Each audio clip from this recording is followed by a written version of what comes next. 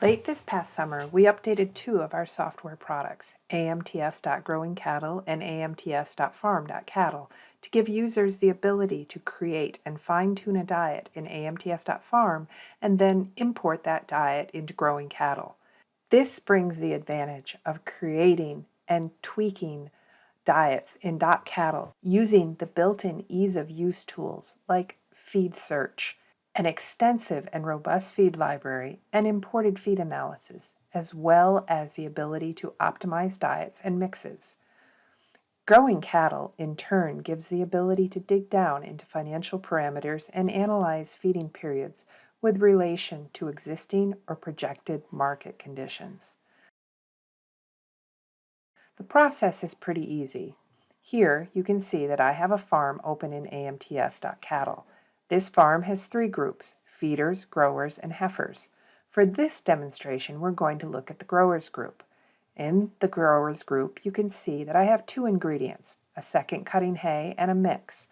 We have the diet all created, and we're going to assume, for this example, that it has been balanced and optimized. Let's take a look at the cattle information on this group. You can see that these growers are 4 months old. The desired final weight, and expected average daily gain will be shown here. We will want to remember this information for setting our groups up in Growing Cattle. Let's look back at that recipe again. We're feeding 2019 second cutting hay and a mix. I've used the feed import analysis tool in the feed screen to pull in the standard XML analysis of that hay so that I can have a more customized diet.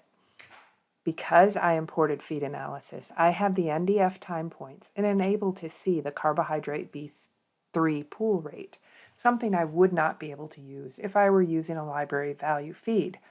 While I can edit feeds in Growing Cattle, you do not have the ease of importing an analysis. It must be keyed. Next, to import the recipe into Growing Cattle, you could open Growing Cattle from a shortcut, or as I have it pinned to my taskbar from here, or simply go back to the home screen. Click Launch Growing Cattle.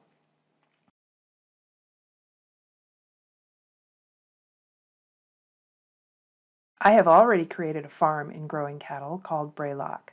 I will open that and go to Recipes.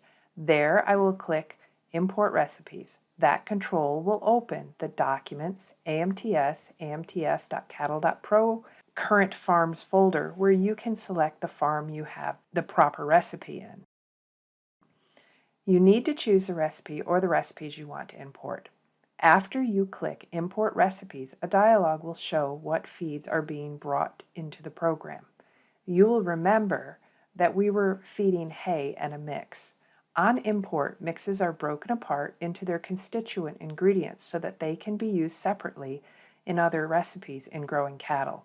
Click OK to close this dialog. The Import Recipes dialog will stay open to allow you to import more recipes, if desired. Close that dialog to proceed. The recipe will not immediately show in the list. You need to close and reopen the recipe screen to see it in the recipes list. Now you have that recipe to use in Growing Cattle. So that's pretty simple. Just remember that if you update the recipe in AMTS.Farm.Cattle, you will need to import that recipe again into Growing Cattle to capture those updates. It is not automatic. As with all AMTS products, Growing Cattle can be trialed for 30 days before purchase. If you would like more information about AMTS.Farm, AMTS Growing Cattle, and the integration of these products, email us at support@agmodelsystems.com.